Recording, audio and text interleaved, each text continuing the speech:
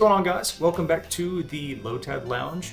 I'm going to be trying something a little bit different here. I was a little busy this week to get a bunch of deck videos recorded, so I've actually done something a little bit new. I'm going to be doing some post-game commentary. I recorded as many good games as I could throughout the week. Not all of them are perfect, but I do have some good ones and some funny ones. So we're going to be checking those out actually after I've recorded them. I've recorded them over the past few days. So first we'll take a look at the list and then we will get to reviewing some of these games. Just like John goes back to playing Tinkaton EX whenever he's ready for a new format or still wondering what he's going to be playing, I personally always go back to my comfort food of Garchomp EX. Got to give Gen 4 some love, and it has some new partners that I think will make for a fun time. Well, specifically, its new partner is going to be the Cornerstone Ogerpon EX. Cornerstone stance prevents all damage from attacks done to this Pokemon by your opponent's Pokemon that have an ability. So it acts a lot like Alolan Vulpix V-Star did, but if you end up bossing it out into another Ogerpon EX, for instance, it's not tied to an attack anymore, just its ability, so you can slam this thing down and it's protected from Pokemon with abilities immediately. If we go into something like Charizard or Chien-Pao, if we manage to just open this and stick it for the rest of the game, we don't even have to bench anything else. We can just leave this up. Maybe against Chien-Pao, you want to bench the other one for the Excalibur. You stick this against decks that have ability Pokemon as their main attackers and you're going to end up just fine. We are also playing the Koraidon EX. This is my answer for Dragapult. Dragapult is a big body. It's 320 HP and has no weakness, so really you just have to hit it hard to be able to get it to go down. And what we plan on doing is pairing the Koraidon with Maximum Belt to get it to go down. If you have any ideas for the deck, be sure to let us know, but let's get into reviewing the games real fast. So this first game was into Blissey EX. If I remember correctly, it's not actually a very long one. So here, I believe we're going to go look for probably Radiant Greninja to try and get some more cards down. Seems about right. And we're actually going to be able to put quite a bit of energy in the discard too to be able to dig out later with our Garchomp.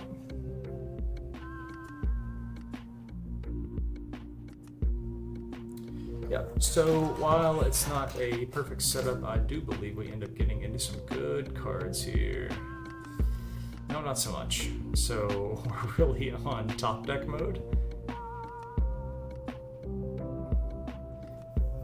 Just deciding where to put this energy. We're really counting on them having a dead hand here.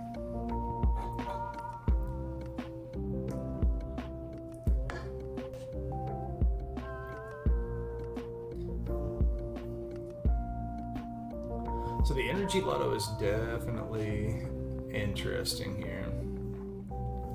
Yeah, so we find ourselves into another dead draw. And I believe I stepped away. There we go.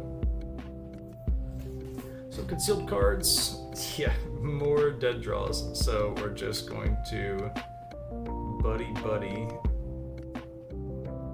Maybe not. No good place to put the EXP share either. We really want to put the EXP share onto something like Terrakion after we have a bunch of energy onto a Koraidon or something.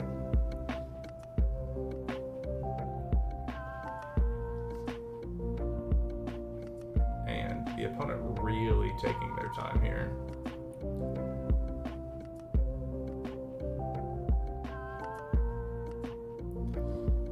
And slamming down this Blissey. So Blissey EX is, in my opinion, going to be one of the best cards in Iono saving our hand. Blissey EX is going to be one of the best cards that comes out of this Twilight Masquerade set.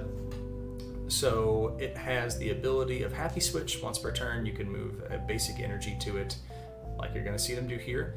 And return, drawing until you have 6 cards in your hand is always great. And I do believe that is before you take prize cards. So you can find your way into a lot of prize cards. Promote the Pidgey because we know for a fact that we can get our Pidgeot EX down, especially if you just draw it off the top of the deck like that. Really, the Iono saved us in ways that they don't understand. And the Irida isn't a bad draw either. We have just about everything we need to tee off on them here.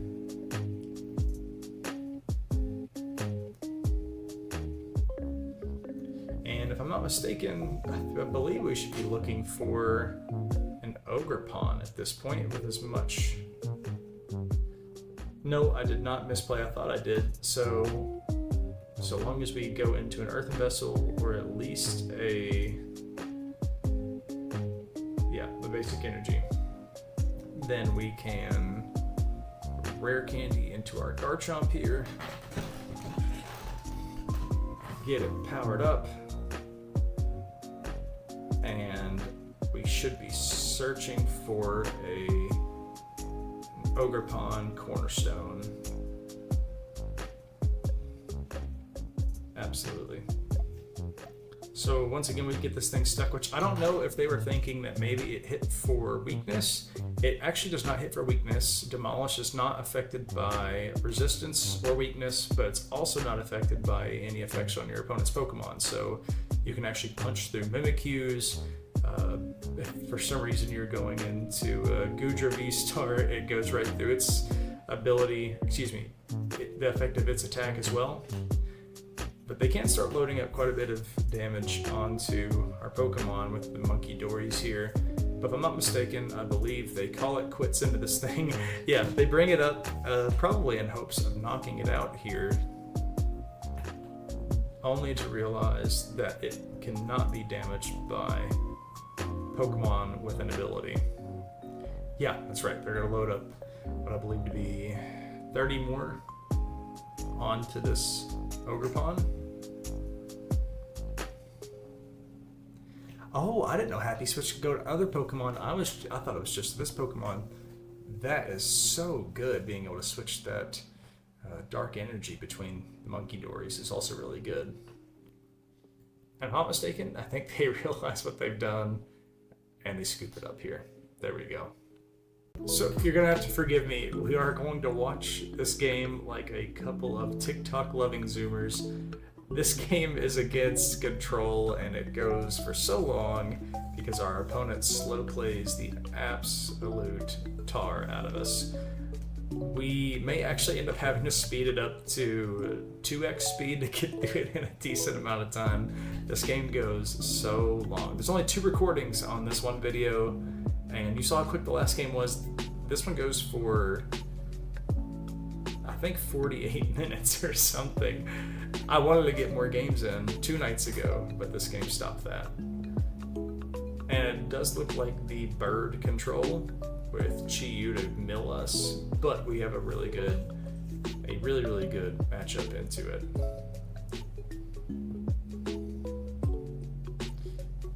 Yes, you can see here, which I know that playing control takes time to think about your moves, but this is ridiculous. You can see here that they just sit here and I think they take the entire timer. I do remember struggling with my turn here myself, determining if I want to put that fighting energy onto the Pidgey, and I think I end up deciding I'm gonna have to have the energy to retreat it anyway. But we do get to call for family here. Now, this is where I start. I believe that the Radiant Greninja is a really good play. There we go. Okay. So far, no misplays. I make a ton of misplays and really could have thrown the game had I not been careful. Once again, control player. Let's see here. Started at 0-2. There's 10 seconds, 12 seconds.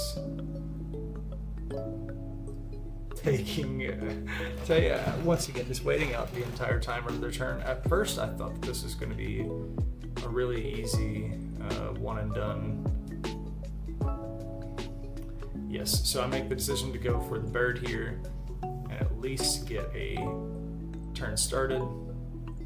I could have put that on either of those 2 birds. So finally get into some more cards here. And while I don't believe we find our way into a Garchomp this turn, we know that we can get into it any way that we want. Yes, misplay number 1. Oh yeah, no, that's perfectly fine. Actually, I had searched that turn, so not a misplay just yet.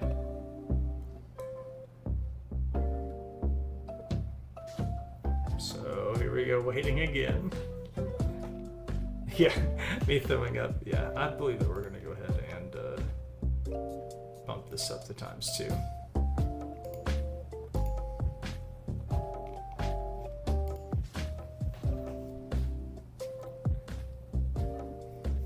I don't know how they have unplayable with 10 cards in hand. So let's see here. Rad Ninja, find the Irida. No need to search out. We already had a rare candy. We could have searched something else. Not too big a deal. Yeah, like the Earthen Vessel. But we just search up Pidgeot, I believe. And this is where we can start seeing me misplay quite a bit. So, the where I start misplaying is I should have kept the Koraidon, and you'll see why here in a minute. We end up taking this game a lot longer than we needed to because we got rid of it. But I've not seen this list ever since Twilight Masquerade came out, so I wasn't sure what I was going to be looking into. While I haven't seen a Snorlax, I was pretty sure that they're going to try and strand either the Radiant Greninja or the Gible, so I start loading them up with energy to get them ready to pivot.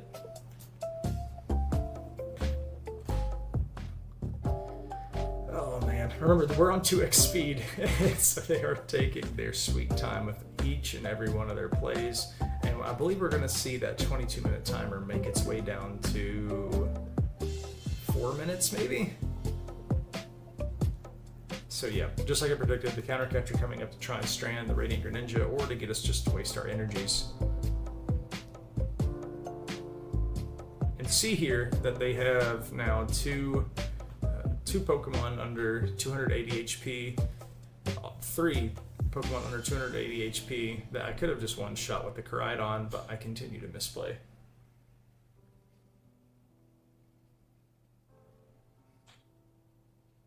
A little bit of me taking my time here.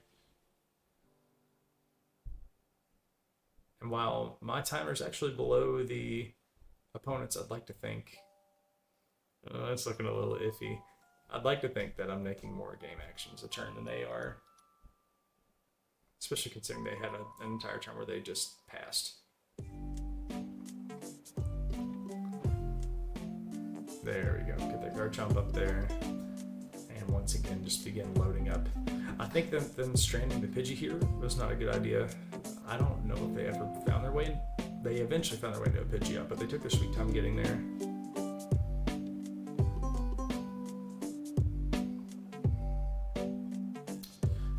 Yeah, not my best play here. So yeah, they do find their way to a Pidgeot because I decided not to take down their main engine, which is ridiculous.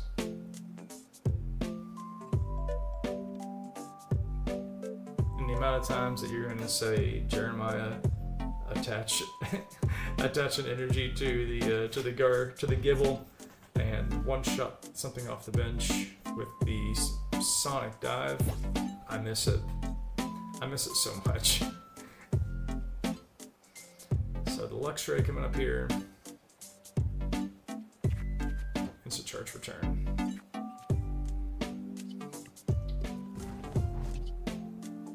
Yes.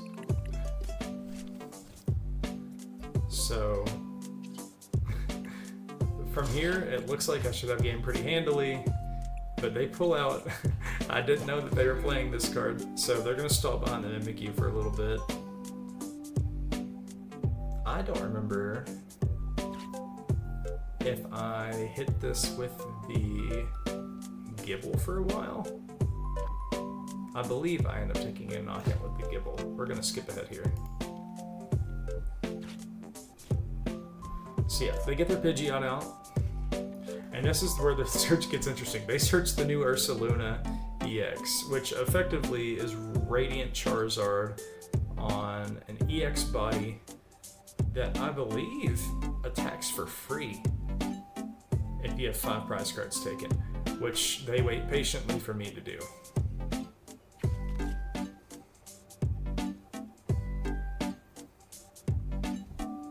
And we're already down to just 16 cards in our deck, and I do start worrying about deck out, but the Chi is gone. Yeah, there is the Hero's Cape. Why do I Toro? Why do I pinch the Cornerstone? Oh, that's right. It was because I saw the Ursaluna, figured I could just slam this and attack with it to end the game. Like I said, and I think I realized it here, that I should have just powered up the Koraidon.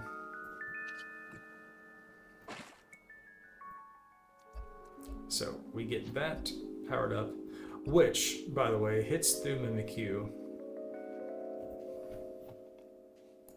So we'll skip ahead here. They Airy, that's right. They end up going Airy for Lost Back, and what was it? Lost Vacuum, and I still couldn't see it, the other card there. But the Lost Vacuum being hit out of my hand was huge. It was the switch, which means that we have no Turo, excuse me, and no way to get that, not luxurious cape, but the Hero's Cape off the Mimikyu. And you can see that they have now outran me with their timer, even though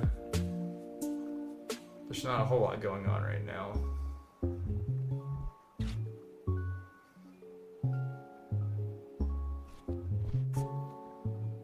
Taking all kinds of time to complete each and every game action.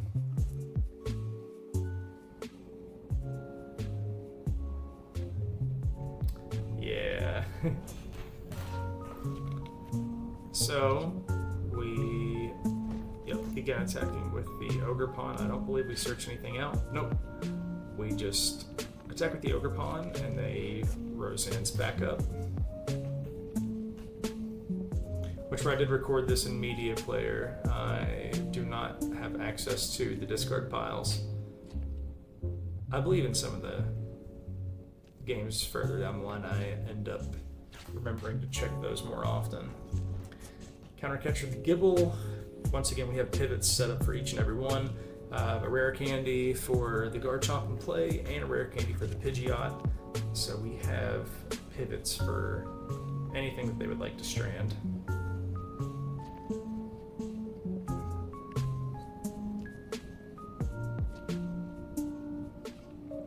Now the new Ogerpon, the Wellspring Mask, doing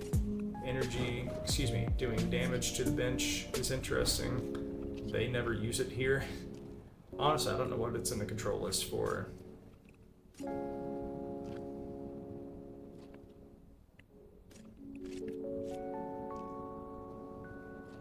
That's right. So I take a little bit of time here, go through my discard pile. And I would slow it down and show you guys my discard pile, but once again, the game goes too long from now.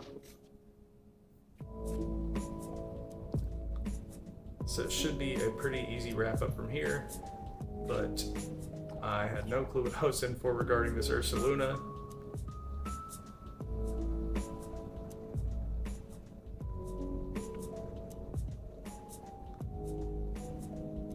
So they throw the Bravery Charm down. And if I'm not mistaken, this is where they slammed our Ursaluna against me for the first time. So they add back Silene and Penny to the Pal Pad. Something to keep in mind. So once again, taking their sweet time.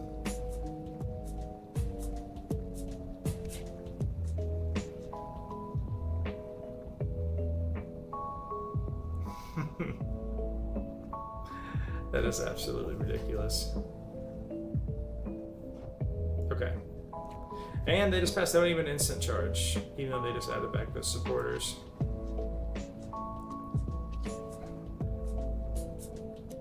So I'm not particularly worried about searching anything out of my deck right now.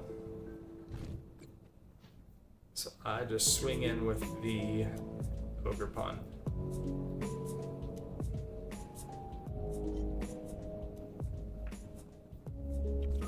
So the Luminium comes down for the Silene.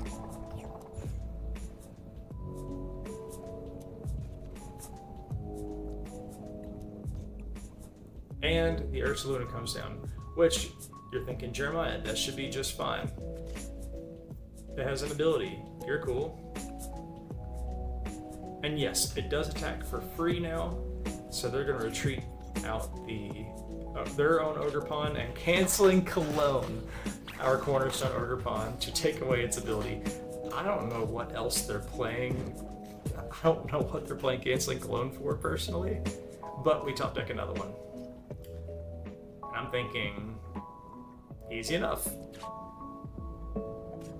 But I do forget that they already have... So we dig out the last energy in our deck to be able to attach it to the Cornerstone Ogerpon.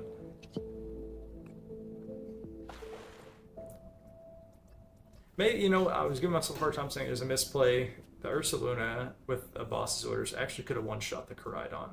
So it may not have been as big a misplay as I was saying. But we have one card left. I have a Garchomp on bench. And there's the penny. I have a Garchomp on bench that I could have powered up, no problem, from the from that last attack there to take a knockout on the Wellspring Mask. And I managed to mess it up. Held back in Silene and Roseanne's. And while they take their time, so they Defiance Fest here. I do believe that what they do is they Silened.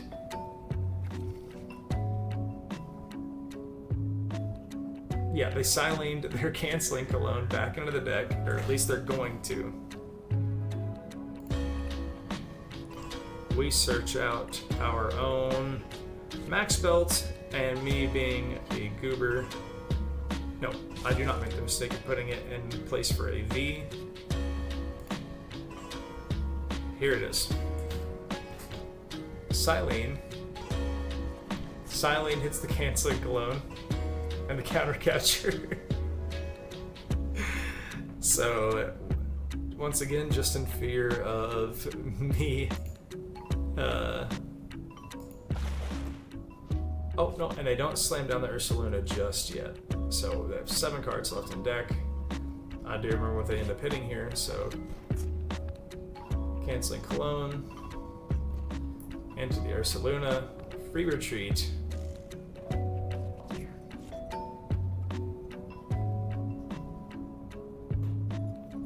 Only 3 minutes left on their clock here, and they're still taking their sweet time.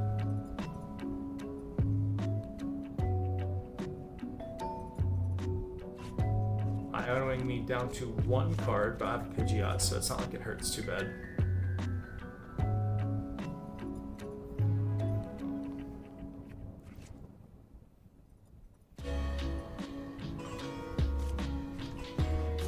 Now, if they're running Max Belt, this game could have went very differently because all they had to do was wait for another boss, get my Pidgeot, and end the game. But instead, I finally see exactly what I need to do. I finally see the play of putting that there and leaving the other energy in just in case.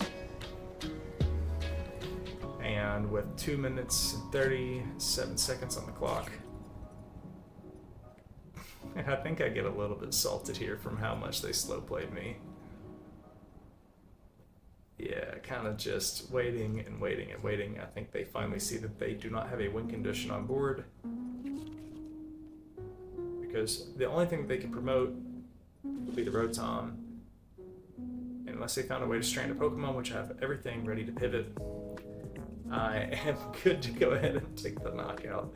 Like I said, you can see I was a hair bit salty from how much they slow played me.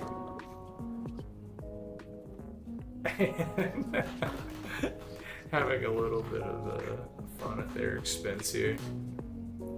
I've never understood slow playing. I imagine this: you waste all that time just to lose. It's not something I could personally do, so that's why I take just a little bit more of their time before I end up taking game here. Sonic Dive onto any of their Pokemon wins the game. We're good to go. So this game here, I believe, yeah, I saw the Magma Basin come down and I knew that our opponent unfortunately was not in for a good time. Garchomp being a water type is really, really not good for just like a fire turbo deck. It is very interesting though. I love people seeing the card. Love seeing people play the cards that they want to play. So we get down, yeah, our hand is pretty nothing right now. So we get down the Greninja to try and dig for some more cards. And still not a whole lot going on. So we look for, I believe, another Gible. Sell to millions of people online with Shopify's social media and marketplace integrations. You can sell your products directly on Instagram, Facebook, TikTok, and YouTube.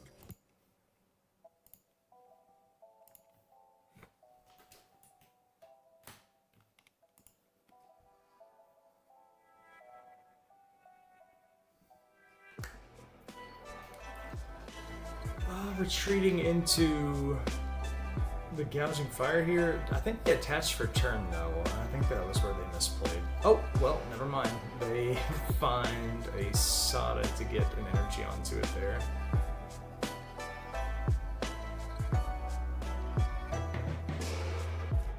And Mew and Pokegear, yeah, they're pretty well set up to keep playing next turn.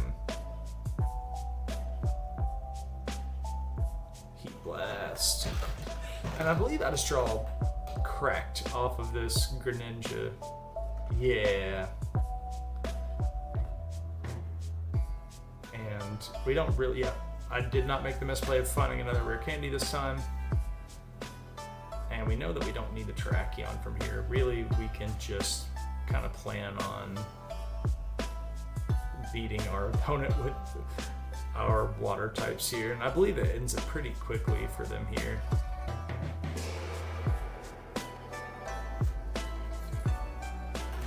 Yeah, no need to overextend. All we have to do is get going here. And I believe that they're going to, yeah. They end up putting down a Delphox, I believe. They're just trying to get enough cards out here to get another attacker powered up. This is a card I hadn't seen before. I will say that Lucian is brand new to me, so I thought that was my coin, just to figure out that it wasn't.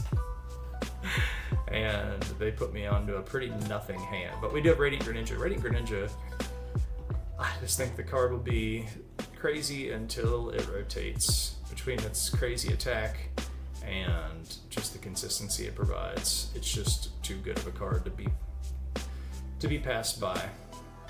I don't know. I don't suppose that Greninja EX is playing it. It'd be on theme if they did though. 90 to 2 versus 120 to 2. Same energy, 3 energy, except the new one has a double colorless cost. Playing a Greninja of their own. A pretty cool little draw engine there.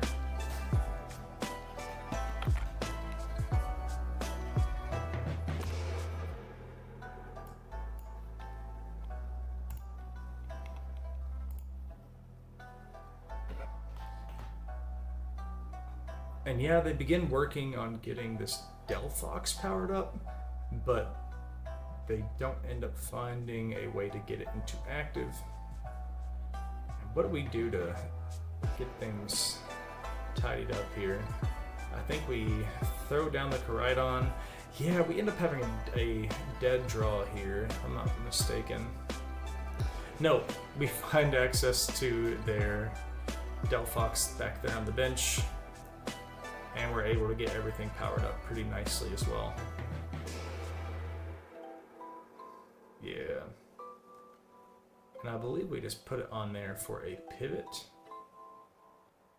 Which really, I should put it on the Radiant Greninja next time in case I were to, for some reason, find myself getting into Pidgeot, but they end up scooping it up. So this next game here, I'll keep playing it at 2x speed yet again. It shows what is my dream scenario for a matchup. So I'm mulligan into this trash hand, but I end up realizing that I'm playing against Charizard EX and realize that I've already won the game. I don't need to bench anything else. Usually they're playing the, I think it's called Flame Veil, the Flame Veil Charmeleon too, so they don't have any viable attackers unless they're trying to throw up Charmanders and ping this thing down for 30 energy. I really should have been patient there and just hung on to the energy. Yeah, you could see me just struggling to try and comprehend why I would do such a thing, but I just go ahead and get this out of the deck and get it stuck down. I realize the situation I'm in where I don't really need to be doing anything here for a while. And they're going to go ahead and fill up their bench with a bunch of stuff. They can feel free to do whatever they want. I think they have access to Rare Candy Charizard here. And they only search out enough energy to retreat the Manaphy. Or they pass. No, that's not right. There we go. Another so all 4 Charmanders down, and here we have access to Rare Candy Charizard. And I don't know if they just hadn't read the Ogerpon by now, but I think whenever they move this up in Act, if they see what they're dealing with. And me throwing up a confused emote there. Yeah, there it is. I'm finally understanding. And the beauty of this matchup is, in all reality, especially if we're in tournament and it's a 2 out of 3 setting, they should just scoop. They really should. So I'm fine with dead drawing over and over and over again. There's not really anything particular I'm worried about. And they pass a couple turns, and I myself get antsy and go ahead and search out an Ultra Ball with my Ultra Ball, search out a Pidgey, hoping to draw into Pidgeot and just get an engine going just to go ahead and get this game on the road. I can tell that they're going to be playing pretty slowly, but yeah, this is a very interesting play to me. Instead of just retreating out the Pidgeotto and taking a prize here, I dead draw before finding my way into Pidgeot, if I'm not mistaken.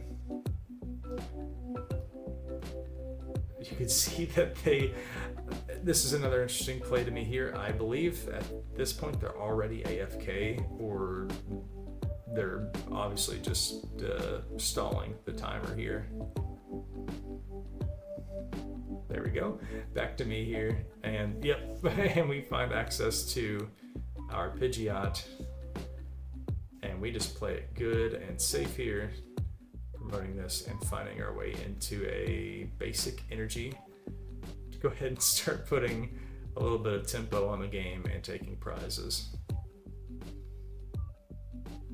And from here, we don't really need anything except energy. Even if they decide to take that Pidgeot and knock it out, which would take a couple hits from a Charizard, we're in good shape. They don't have access to Pidgeot themselves now, and I believe that they're just out of luck.